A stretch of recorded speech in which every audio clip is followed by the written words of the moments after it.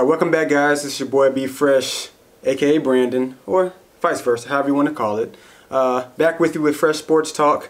I got to start this off with a big Roll Tide. As you can see, I'm all the way head to toe today, guys. Big day, big night for Alabama fans last night, and for college football. I was tweeting about it all night long with how Ohio State and Wisconsin. It was very hard for me to see how the committee was going to realistically put Alabama or keep Alabama out of the college football playoffs based on what the alternatives were. And it was big because if Wisconsin would have won, I mean, how could you keep an undefeated Big Ten team out, regardless of how poorly Ohio State probably would have had to play in order to lose to that team. But specifically on Alabama, this is huge, mainly because you get a lot of time to prepare for the trilogy against Clemson. No Deshaun Watson, thank God. But I mean, Alabama's no secret. Alabama's been banged up. It's been really tough in terms of trying to get all the personnel, especially on defense, on the same page.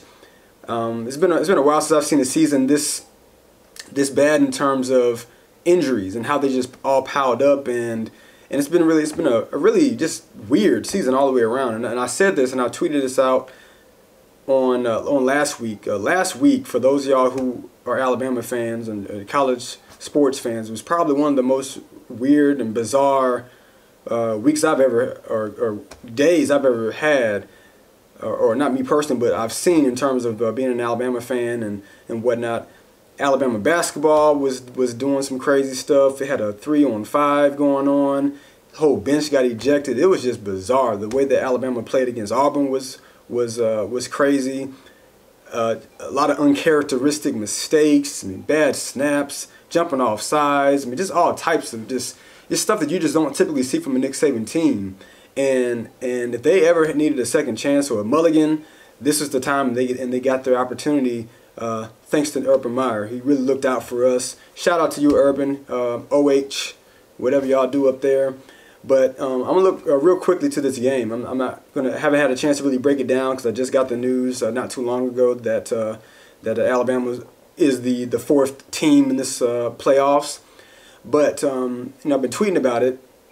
This game, again, is going to have to fall on Jalen Hurts. He cannot play the way that he did against Auburn. And I had a video, my last video about this. I said that he was going to have to win the game, basically, and not sure if he saw the video. I hope I didn't put too much pressure on him, but he just did not play well at all. And it's not entirely his fault. I mean, that offensive line, the way that they played, it wasn't the greatest. And give credit to Auburn. I mean, Auburn, they came to play. They have a stout front seven. That defensive line is very tough, and they bullied our guys all night long. Just pretty much whipped them in the passing game, not necessarily the running game. Which leads me to Brian Dable.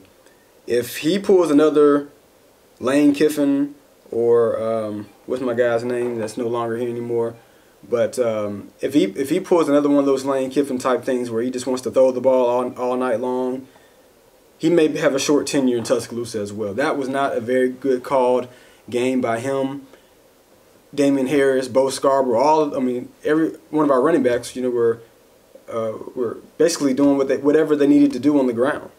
8 yards a carry. Josh Jacobs had almost 5 yards a carry, and you run them 6 times apiece. And Jalen Hurts gets 10+ carries alone by himself, and you just can't do that. That's not the strength of our offense to run everything 100% through Jalen when you ask him to throw the ball 25+ times a game as well as run the ball 15. Now, if it's all runs, hey, I'll take that all day long. Let Jalen run 15, 20 times. Give Bo the ball 15 times. Damian Harris 15 times. Josh Jacobs 10 to 15 times. And I would rather lose that way than how Alabama lost last week. That's just not the way that Nick Saban operates. And I was really surprised that he didn't pull the plug on the play calling because it just wasn't good. And as well, it wasn't good with Jeremy Pruitt. I'm not sure who he thought he was coaching against, but he blitzed everybody. I think I came off the edge at some point that night after watching that game.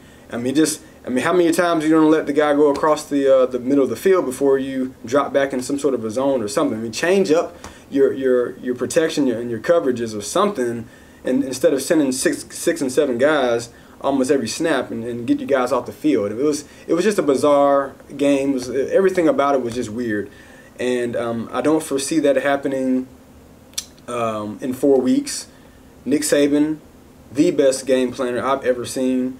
He's very detailed. He uncovers every single thing that you can possibly imagine, and not just that, but he also takes away your strengths and exploits your weaknesses better than I've seen any coach do, especially when you give him a lot of time.